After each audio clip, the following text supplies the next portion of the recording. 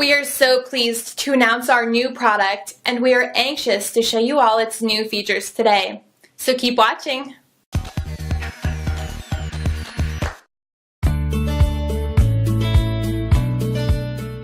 You know, the story is really a lot about our journey just from the beginning of just starting with smaller little flip homes, even just our journey as a married couple working together in business, but also just the struggle of being small business owners and the ups and downs, but also I think just the story of hope that, you know, you keep pushing through, eventually you get there and hope. Listen to me. Chip. I got started in the infomercial business, so I don't really know how to ask you to buy our book other than like, hey, come down here Friday morning, 40% off on all books that Chip Gaines has personally written. And so when she talks about hope and dreams and aspirations, I don't even know what she's talking about. That'll sell some books. Oh my God. Wow, you have no fans. What a crowd. Zero fans. What a crowd. No one likes you. No one watches your show. I'm sure you've realized this being in New York, especially this press tour, how much people adore you and love you. Have you seen the uptick in fandom over the past few years? Yeah, absolutely. We've definitely realized the sort of upswing that we're going through. We've actually done some internal studies. And so we have realized that the more people get to know me, the less they like me. So we keep these interviews pretty short. We try to hold this to about 5-10 minutes max, and then you guys seem to be at the pinnacle of liking me. And then after 10 minutes, it really falls off the table. Well, I realized you guys were celebrities this morning when I checked your Twitter account and saw that you got to see Hamilton last night. I can't even get tickets to Hamilton. Has anybody seen Hamilton? Man. That 4 people in this room have seen. Ryan Reynolds, and I see that Mr. Foley also saw Hamilton. It was a blast. Gosh, that what do you call that? We all left crying. You call that a play or a theater or a production? Musical? A Broadway production. Broadway. It was excellent. It was very powerful. How to talk like you cool people. Did anyone notice you at Hamilton last night? Everyone noticed us. Yeah. Yeah, we were sitting in front of a young lady who was taking a selfie of her and her friend, and I photobombed it. And a lot of times, she was the only one that didn't know who a lot of people really enjoy that. A lot of people really. She didn't enjoy She had it. no earthly idea She was why. offended. Yeah, she was mad at me for doing that. So then all of a sudden her buddy, not the one she was taking the selfie with, but the opposite direction, was like, oh, I love this episode. You do this episode. You did that. So I started messing with this lady that she ended up being the only person in about a 20-yard radius that didn't know who we were. And, of course, that was the one person I chose to photobomb and almost got slapped by a native New Yorker. Fun. Nothing like it. And, of course, Joanna, if you guys read this book, which we're here to talk about, the Magnolia Story, it's incredible. We learn a little bit about your time in New York City and how you actually came here to study broadcast journalism. So 16 years ago, I was here. It's funny, yesterday we were doing an interview at CBS, and that was my old stomping ground. So it felt weird. First of all, I feel old to say 16 years ago I was here in the big city. But it was so sad to find out that all the people that Joe worked with at CBS had actually deceased. No, they haven't. So sad. So the whole time we were just like having to hold our heart. Stop. Really? This hey. is live. Oh, sorry. I may want to go back to broadcast sorry, journalism Mr. Rather. at some point. No. Well, sitting here, I realized... No. Is Dan still with us? Yes. Oh, well then... Wow. You know, I'm really getting a glimpse into your relationship. Very exciting. And reading this book, I discovered how, Chip, you actually got to land Joanna. Because I've always been curious, how the hell did this guy get this girl to marry? Amen. Amen to that. Yeah, are you asking how we in fact Tell landed? us all, please. Oh my gosh. Lots of persistence on my part. She worked with her daddy at a automotive store in Waco, Texas, and I joked that I got my brakes done twice a month, whether I needed them or not, hoping to run into one of the beautiful Stevens girls. It's really interesting. They had a family photo. A lot of small businesses do that, and there were 3 Stevens girls that were in fact in this photo, and I was just like hopeful to meet any of them. I was cool with any 3 of them, so I really hit the jackpot when it turned out to be like the Kardashians. I mean, you just hang around the Kardashian clan, and any of the girls are really a home run. But I did. I got the who's the famous Kardashian?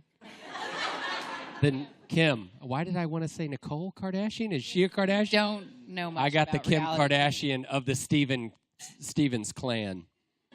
But in the book, you kind of explain that there was another guy actually that caught Joanna's attention. We don't like to talk about that. Did we say that in the book? Yes, you do.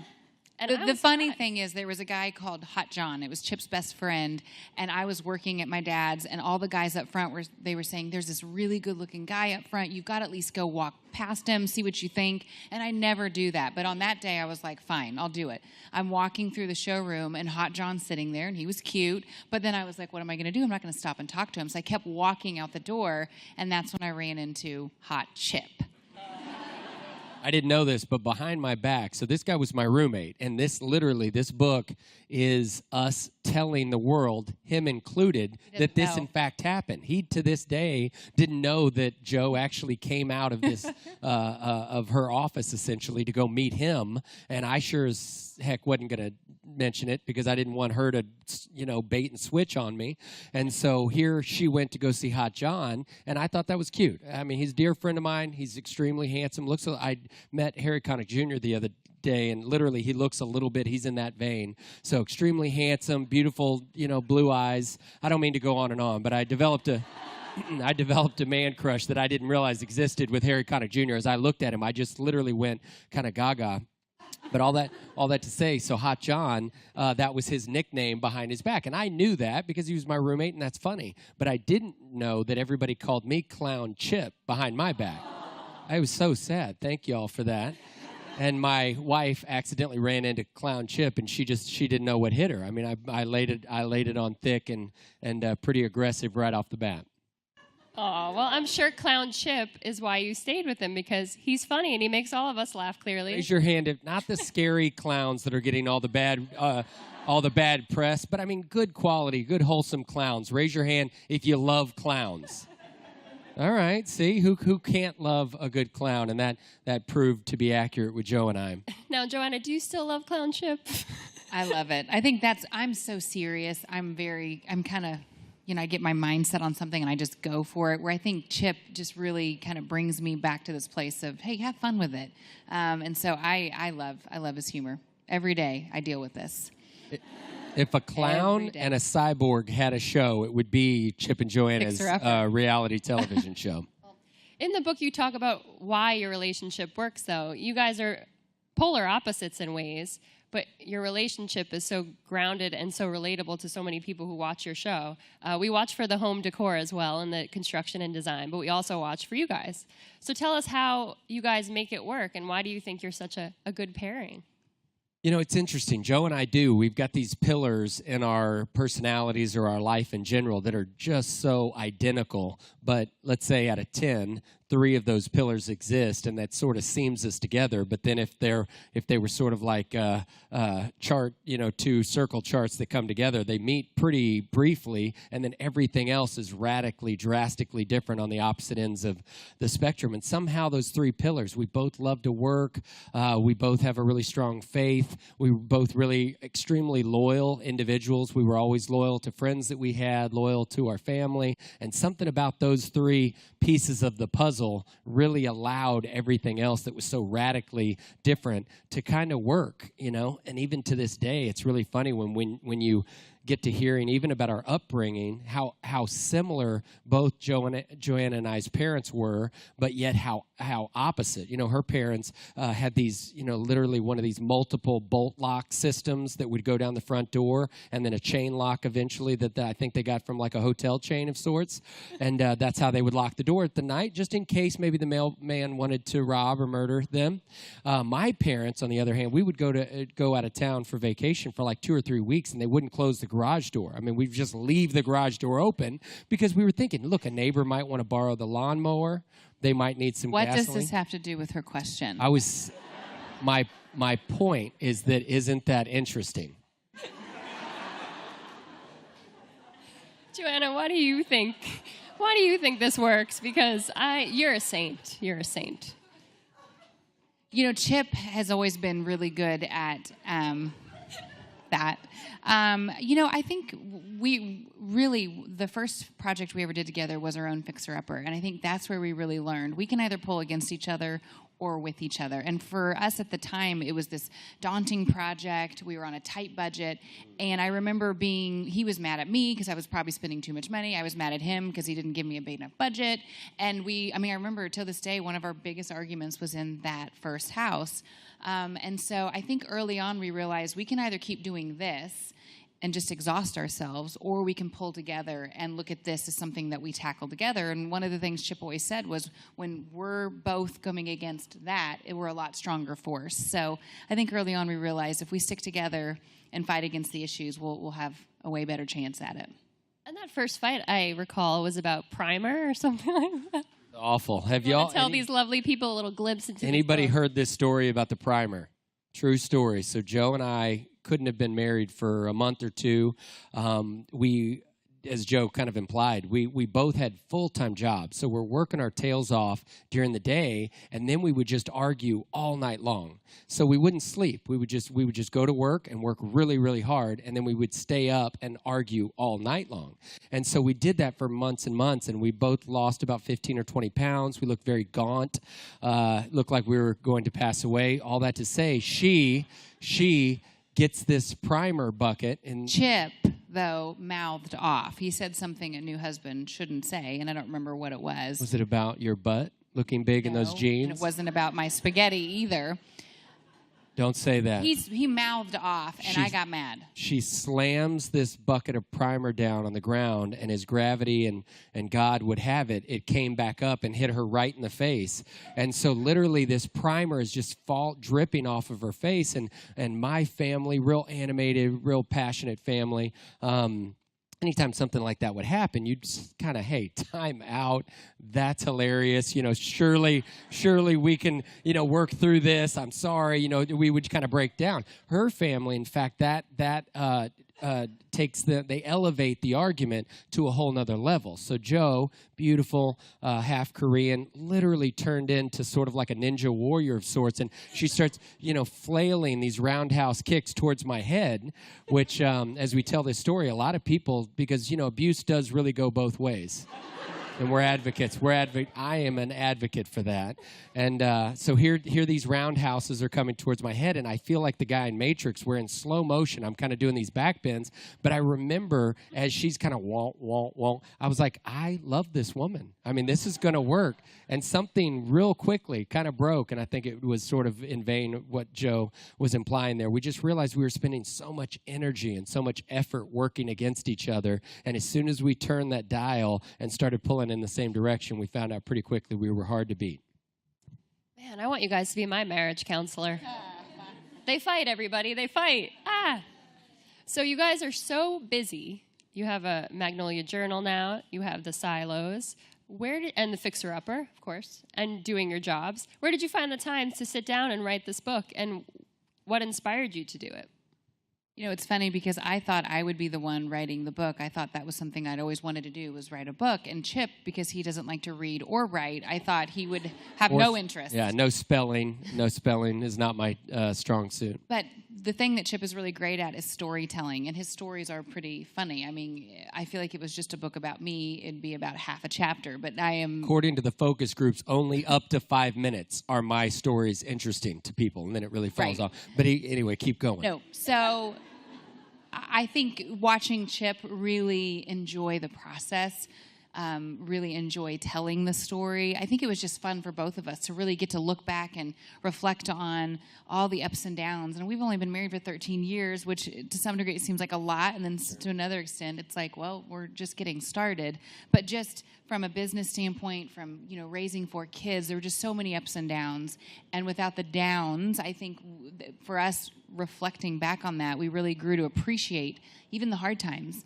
And I think that's the message that we're wanting to, share with others, is that if you're in that place, whether it's a small business or a family or a marriage, is to push through. I think if you just keep focused, push through, because there's hope on the other side. And I think that's that's part of what we're wanting to share. Amen. It was really interesting. I've been following people on Twitter who have already read the book, and I started noticing a trend with all the people who had read the book. They kept saying what an easy read it was, and I didn't know what that meant because any book I've ever read was extremely difficult to read, and I found out that, yeah, I wrote that. I mean, of course, it's an easy read because I would, these people would pitch back these modifications to the book, and I was like anybody would know what that word meant? I'd like to take this word out of my book. No way anybody could spell that. I just literally edited the book, and it turns out that it ended up being a very easy read for any of y'all who, like me, struggle with that process. Well, I loved it because when you read it, you could really see your personality shine through in your parts because the book is them speaking back and forth, kind of, when you chime in, when Joanna has something to say. Was that what you wanted to do? Would you describe it as an easy read? No, enjoyable read. I like that. Yes. We got to record the audiobook, which we loved. And, of course, I read it word for word just because I don't think outside of, Because she's a robot. I'm a robot. Chip, if you actually compare the audiobook to the actual book, he's telling, a lot of different stories. Because he's not a great reader. Do not read the book and Don't listen to the audio version of the book simultaneously. But it was really fun. I swear to you, I would get so off track, kind of like I did earlier, where I forgot where I was going, and I'd look up, I'd just pop up out of the headphones, and the guy was like, "You're doing great." And I was like, "I'm just making things up, and you're totally okay." He said, "Yeah, it's great. I'm following you." So it was fascinating. They really let you get off track, and I appreciate it. If you listen to the audiobook, there were a few times where I was like cracking myself up, and you can hear, the emotion in my voice. You're an improviser. I was improvising heavily during my own book, which is so stupid. Well, it must have been very special for you guys, though, to write this book and relive your history together. We encourage everybody to write their story. I know that sounds almost a little bit trite, but there's something therapeutic about going back in your life and sort of rehashing some of the experiences that make all of us unique. Everybody's story is different, and ours is no different in that context. That when we started jotting these facts and figures down, it was really just a fascinating process of kind of reliving some of the wonderful times and some of the tough times that we've had together. And seeing, the moment when you guys got Fixer Upper, where you got an email after someone saw a blog post of your design work, and Chip thought it was a scam. He was like, "This isn't real." I got a call from someone from a production company, Katie Neff, and she had said, "Hey, do you and your husband want to film a show about what you two do in Waco?" And I remember thinking, that could actually be fun. And then when I proposed it to Chip at dinner, he said, "Don't call them back. You're going to owe them money. We're going to end up getting in some weird bind." I thought it was a total scam. To show how bad my instincts are. Literally, I'm the most optimistic person on the planet. We were buying houses that were just so terrible ideas, terrible investments, generally speaking, and yet, this is a great idea, you're going to love it, wait till you get a hold of it, and the one opportunity of a lifetime. I joke with my friends back in the day that, I feel like Dumb and Dumber when they're driving down the road, and the one guy that they decide to pick up as a hitchhiker is the guy trying to murder him. It's like, that's the way I felt. The one opportunity of a lifetime I had. I was telling Joe that I thought it was one of those internet scams to where if you'll send them $5,000 or $10,000, you've inherited a fortune from Saudi Arabia or something of that nature. And then, of course, you got Fixer Upper, and it's been a huge hit. You're going into season 4 soon, right? Next month? Yay! Was it November 29th? Season 4, November 29th. And you've brought this humongous tourist, a field of tourists to Waco, Texas. What's that like for you to kind of change your hometown in a way? And you've brought so much to it, I'm sure. It's been such an honor. I think, when Chip and I were dating, I remember thinking, I hope we stay here because that's, my dad had a small business there. And so when Chip started kind of planting his roots there and he'd started opening his businesses and doing real estate, we decided this is where we're going to plant ourselves. And, just seeing the growth even over the last 2 or 3 years, it's just been such an honor to be a part of. We love our town. That's why we chose it, 15 years ago. But now seeing all these people coming to the silos is just, it's surreal. And watching them, a lot of the times we get to see them like on the grounds and they're spending time with their family and friends, and we're seeing pictures from all over. It's a dream come true for us. The people are coming here and experiencing something. It just seems magical. And you have a bed and breakfast, which I'm sure is booked for the next 15 years. I'm thinking, you guys, living in Brooklyn, I think you need to open a hotel or a boutique hotel for all of these 35,000. I love that. I like the sound of that. Each room can be a different Joanna design. I want to stay there. I'm sure your B&B is overbooked, right? It's booked for the year. We book it a year out. I like the term overbooked that she used. We actually have guests come to town to stay there, and we accidentally had booked multiple guests there because the bed and breakfast business, very complicated. I do not suggest you just kind of limp into it like we did. But yeah, you gotta really think through the scheduling process. Another one of my week suits. And so that's funny that you use the exact term overbooked. I feel like she probably read that somewhere on what's the little site that you can go and review people in a negative way when you're done eating at the restaurant? What is that, Yelp? Yelp. She probably read one of our Yelp reviews. Well, I want to play a little trivia game, and I want to see if you guys actually read your own book, or if you really know each other, which I'm sure you do, but... All right, Joanna, what movie does Chip say is sort of based on him in the book? Top Gun? No, or Wish. Legends of the Fall. Probably Legends of the Tristan. Fall. Tristan. My boy on horseback. Brad Pitt. Yeah, Brad Pitt and Tom Cruise are who most not? stories about myself are based on, in my opinion. It's like if you, a couple of weeks back, Johnny Swim was here, and so Amanda and Abner, and they are the most gorgeous people on the planet. And when you meet them in person, you realize you look nothing like these two. But in your mind, I thought they were like our doppelgangers. I thought they looked very similar to Chip and Joe, but when you meet them, it turns out that's not quite the case. Yeah, I did that interview last week, and when I brought up Chip and Joanna, they said the same about you. So I like the fellow shout-out. Did they say how beautiful we were? Yes, inside they really and did. out? Oh. Inside and out. And I said, I agree. How late is Chip to everything? Hour and a half Yes. late to everything. What restaurant would Joanna meet her mom at for lunch? What chain? Oh, is it Wendy's? She would sneak out of her little local high school because she was kind of struggling. You know, her parents moved around a lot when Joe was growing up, and so her mom would kind of sneak her out of these leaving campus environments and take her Bacon to cheeseburger. Wendy's and Fries and a Frosty. Yes, fries dipped in the Frosty. Yes. Let's see. What movie does Joanna think she's sometimes living in? Gosh, was that in the book? What movie? I thought you said your book. Was that in my book that I wrote? It was such an easy read. I must have kind of Anything that was about me, he that skipped. section. He was just only interested in the Chip parts. Well, that is I'm the sure. truth. Do you know what the answer No, is? I'm trying to remember. Hold on. Give us a hint, but don't tell us. Jim Carrey. Oh, wait. Jim. Renee Liar, liar. Zellweger? Yeah. Liar, liar. The Truman Show. When I was little. Liar, liar was our first year of marriage. I would make things No, it up. wasn't. Well, you know, because I would tell you about these businesses that I operated, That but I would didn't work? tell her that they were not for profits. I mean, she really, for the first year, she thought I was rich, and sad after she balanced my checkbook after the first 12 months she was sadly mistaken.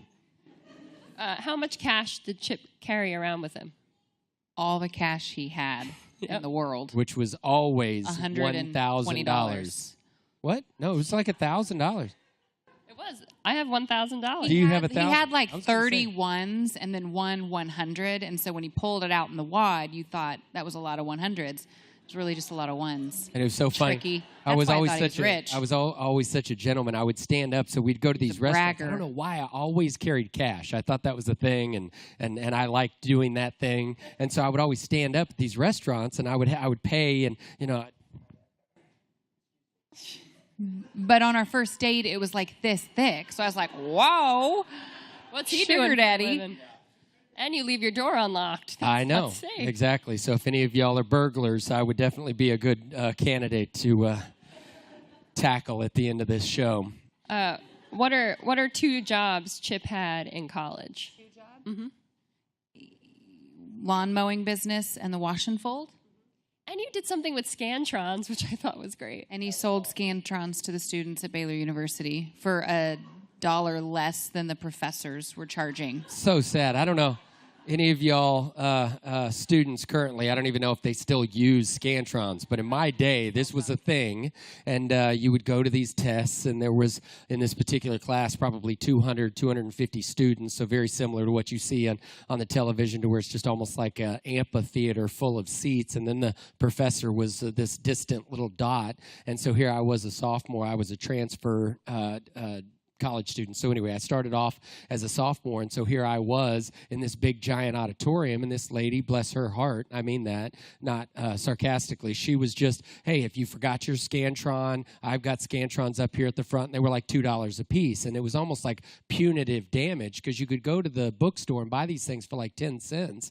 Well, she was selling them for $2. And so after a week or two of watching all these kids, I mean, it's like a flood of students would go down and buy these stupid Scantrons that were 10 cents, and everybody knew it, but for $2 a piece. And so this poor lady announces this one particular class, hey, I've got Scantrons, who forgot? She was like getting giddier and giddier as the semester went on. And I stood up and I was like, my Scantrons are only $1. And all of a sudden, I mean, this sea of students, and I'm a first year semester at this school, and all these students kind of turned to me, and I remember trying to figure out how to take all their money. So anyway, it was hilarious. And I went, out that night, and we did a lot of things we regretted. You're a true entrepreneur, Chip. Well, I have to get to some audience Q&A, so who is first? Hi, my name is Lauren, and I'm actually alumni of Baylor, and I live in New York, so I think we should do a proper sitcom. All right. Hey, Sickum Bears! Woo! So I'm sorry, that's really nerdy. Unless you love the Bears, then it's really exciting. That's our thing. 6-0. All right, there you go. Hey, nothing wrong with that. Yes.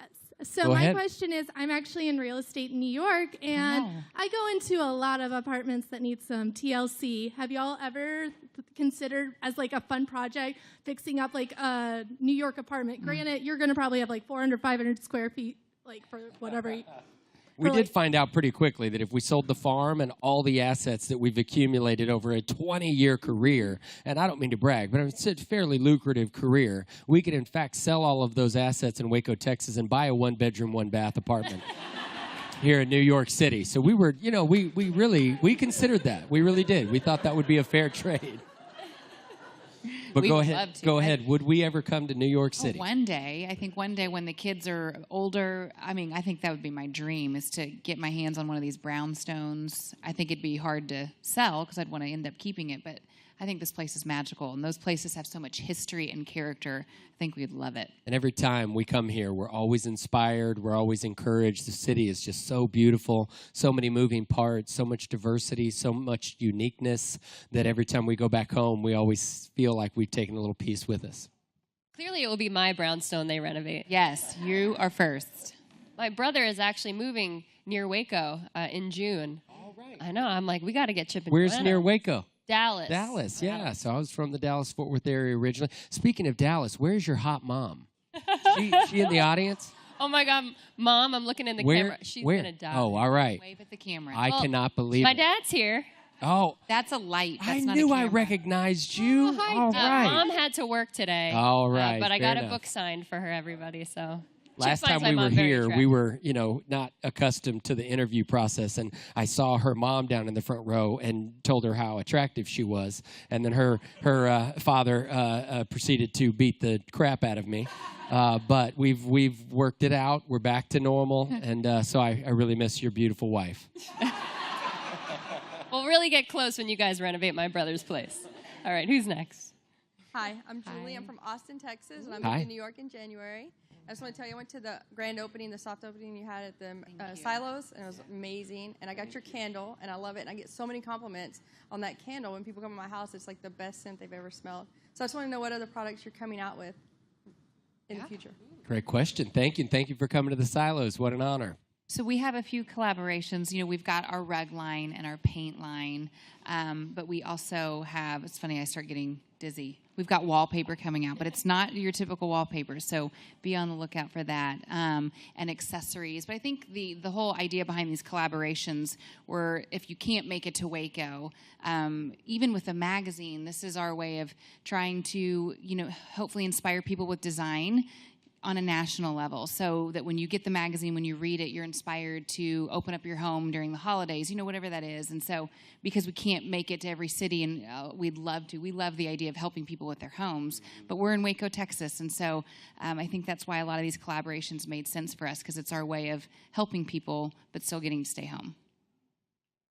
Right here. I'm Dawn from Long Island, New York.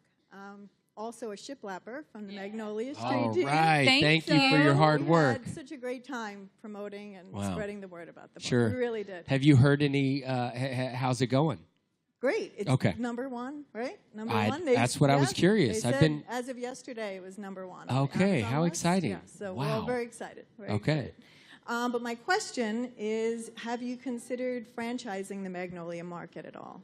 We need one on Long Island. Yeah, we've talked about that a lot. I think that was something that was really interesting to us a couple of years back. We started the online store, so that was kind of similar to what Joe was referring to, just giving folks the opportunity to sort of step into our universe, but without us having to be all places at once. But I really feel like recently our model has changed. I mean, we want people in our hearts, and this has nothing to do with anybody else's hometowns. I mean, we love people who love their hometowns. That's sort of our passion.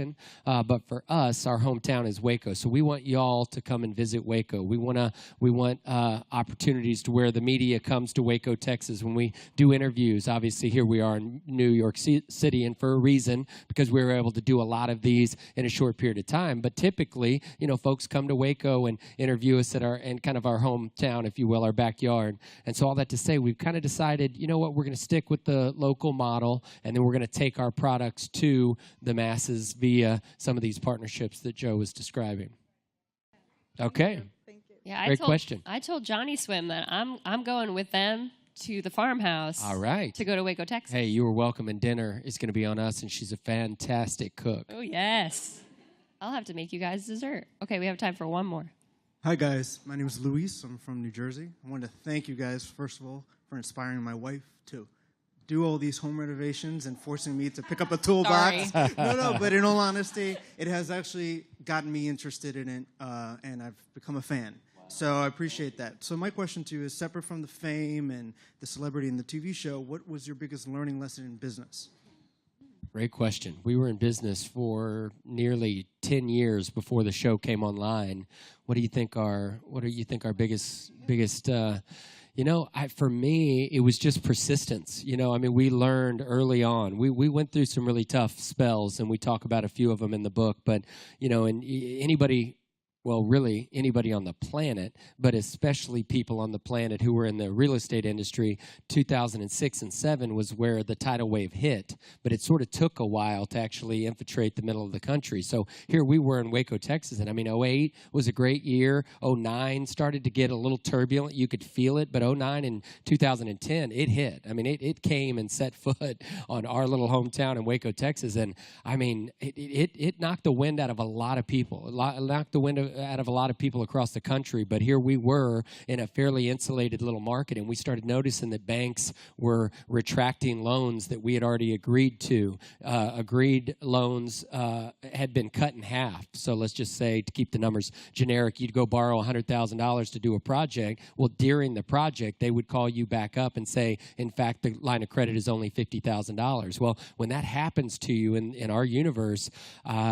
we just learned never quit, never give up, don't lose hope, don't turn on each other. That was one of the relationship lessons that we learned, is just, when we're pulling in the same direction, we're just so much more powerful. And so I would encourage you and did you say girlfriend, fiance? Wife. All right, you and your wife. It's just as humans. You get to picking on one another's shortcomings and weaknesses, and the quicker you can get through that and get to the point to where you guys are pulling in the same direction, the more successful you two will be in business and as a married couple and in life in general. So, great question. But yeah, that was kind of our lesson learned in business. Sweet. All right. And it's great to see that you guys have inspired so many people to buy shiplap and do their own home renovations, which is great.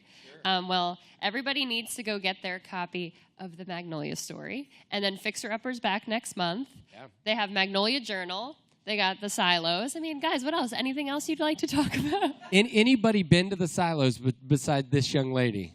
5 or 6? 7 or 8 folks. Wow. And I mean, when you think about it, I mean, what a honor for us to invite y'all to our hometown as our guests. And we're really trying to create an environment that we hope, and I mean this very sincerely, you guys are on national television, so I mean, feel free to express your honest opinion. I mean, what could go wrong? But of the folks who went to Waco, Texas, and Magnolia specifically, how was it? Was it a great experience? Did you enjoy it?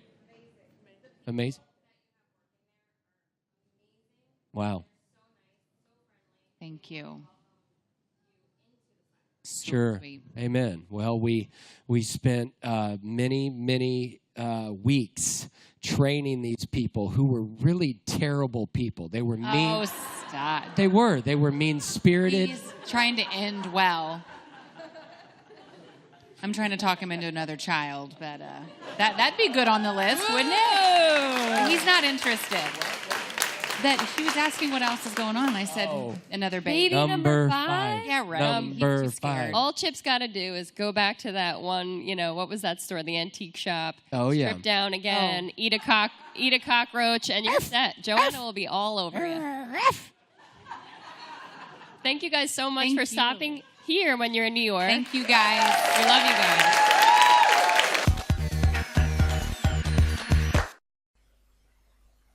Thanks for watching. Please follow the link in the description to get access to the product.